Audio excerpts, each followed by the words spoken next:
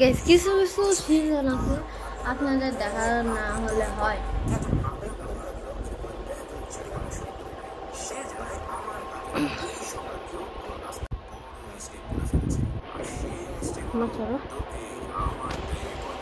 Guys আমার আম্মুর কি ফেস রিভিউ করে দেবো গাইস?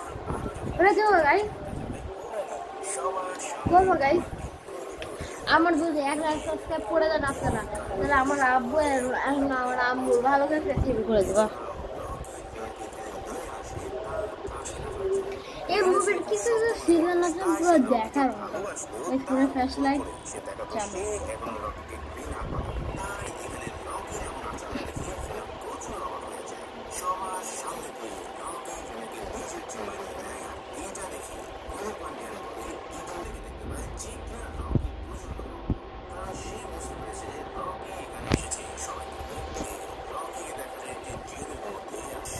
গাইস রকের মুভি আপনারা ট্রাই করেন। আমি এখন মুভিটা দেখবো, দেখা শেষে আর কিছু কিছু সিজন আছে আপনারা কিছু। আমি এখন গোসল করবো, মুভিটা দেখা গোসল করবো, আব্দুল্লাহকে স্কুল থেকে আনে রেডি হয়ে আমি নানি বাড়িতে যাই আপনাদের জন্য সময় কয়েকটা ব্লগ কয়েকটা ভিডিও বানাবো।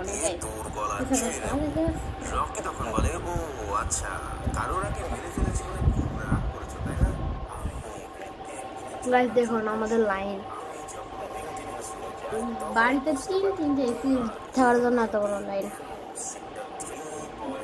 আর এই যে প্রথমটা আমার চার্জার, এটা আব্বুর চার্জার, এটা আম্মুর চার্জার, এটা হচ্ছে এগুলো টিভির, এটা হচ্ছে বাসার ছোট ফোনের, আর এটা ডেস্কটপের। গাইস এটা আমি খুব কম সময় ব্যবহার করি না, স্যার এমনি টিভিটাই আমি বেশি ব্যবহার করি।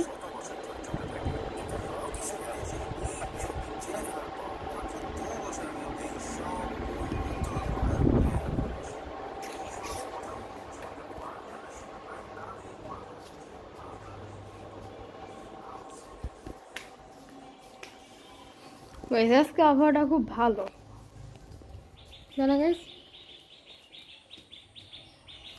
सैंडलটা পরে দে ওরে भैया बच्चा ले रे गुंडे लोग आ गए, हम इलीगल गाड़ी में घूमते हैं गुंडे में। गाइस সূর্যকে দেখতে পাচ্ছেন গাইস? গাইস সূর্যকে দেখা অনেক ইম্পসিবল। গাইস দেখুন আমি সকালে নাস্তাতে কি খেয়েছি। খিচুড়ি। একটু পানি খেয়ে मैं तो दूर हो जावे गुरबियाँ जिंदगी हो तेरी होती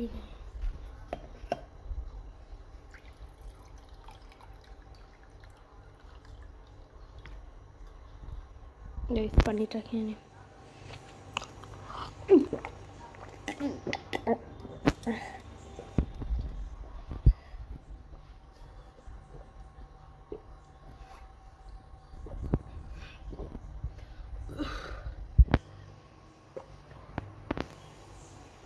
আলহামদুলিল্লাহ গ্লাসটা রাখবো।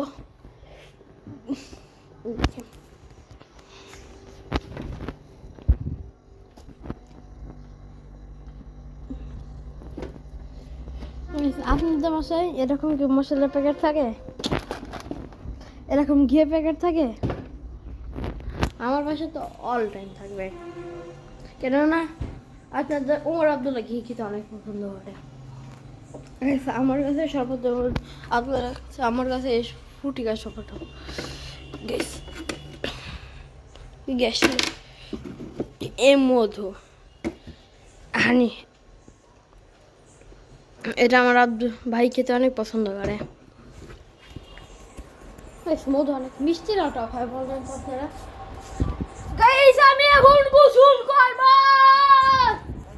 মুভি দেখার পরে। কেজিএফ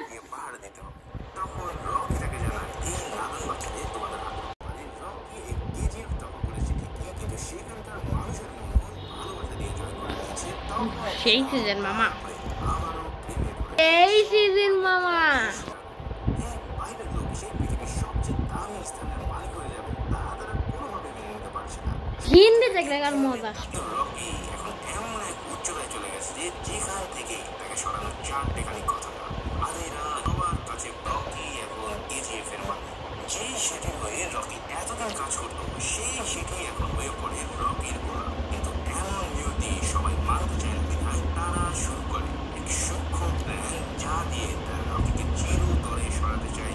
এই মুভি তৈরি করতে আমি তো একটা মাধ্যমে জানতে পারলাম এই মুভি তৈরি করতে 2 বছর সময় লাগে। তারা বছরের পর বছর বিভিন্ন এভিডেন্স কালেক্ট করলেও রাজনৈতিক চাপে কখনোই কেজিএফ এর বিরুদ্ধে তারা কাঁপতে থাকে। এই আধেরা সম্পর্কে রকি কিছুই জানত না, কিন্তু বাংলারাও তাকে বলা শুরু করে যে আধেরা হলো ভাইকিংসের আদর্শে ভরা এক যোদ্ধা যে তার পুরো জীবন পার করেছিল এই কেজিএফ এর সুরক্ষার জন্য। সে এতটাই হিংস্র ছিল যে এই তলোয়ার দিয়ে মানুষের মাথা কেটে ফেলতেও 1 সেকেন্ড নিজের চিন্তা করতো না। যদি আজ আধেরা কেজিএফ এ থাকতো তাহলে সে তোমাকে এখানে পা রাখতে দিত না, কারণ তার কাছে তোমার মতো 10 রকম কিছুই না। সব শুনে রকি বেশ চিন্তায় পড়ে গেলেও সে সবাইকে জানায় আরো বেশি বেশি মাইনে করে দ্রুত স্বর্ণ উত্তোলন করতে।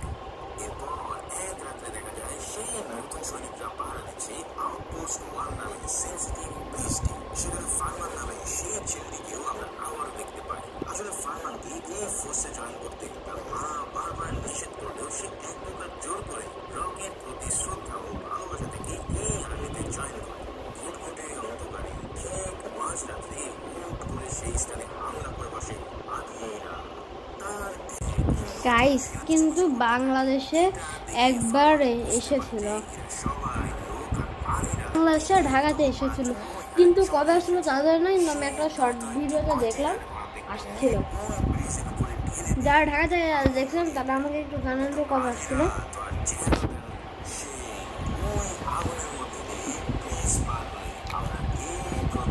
আমি একটু মুভিটা দেখে নিই, আপনাদের একটা স্পেশাল সিজন। আপনারা বলছিলাম না নানি বাড়ি যে ব্লগ আনবো, ওটাতে আপনারা কালকে পাবেন।